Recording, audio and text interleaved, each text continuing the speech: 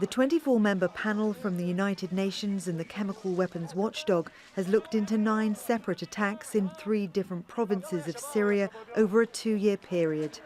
It's found convincing evidence that Syrian government forces were behind this toxic gas attack in Idlib in March last year.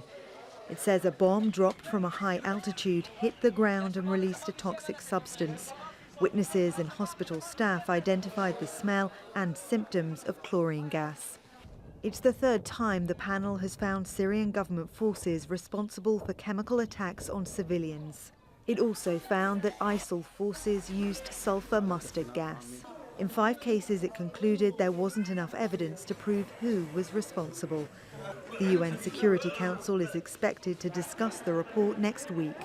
I'm in no position to predict how the permanent members or the elected members of the council will behave, but certainly it is their responsibility to uphold not only their previous resolutions, but customary international law. The prohibition on the use of chemical weapons is long-standing. The Syrian government's airstrikes on Aleppo also face an inquiry by the UN Human Rights Council.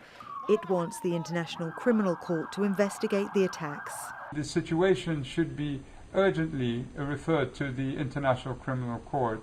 Every party to this conflict must know that they will be held accountable for the international crimes they commit, all without selective protection or discrimination. The United States, Britain and France are calling for the Security Council to impose sanctions on the Syrian government for using chemical weapons. But Russia, Syria's closest ally, says the evidence is not conclusive. It's now up to the Security Council to decide what happens next, with members divided about what, if any, sanctions should be imposed.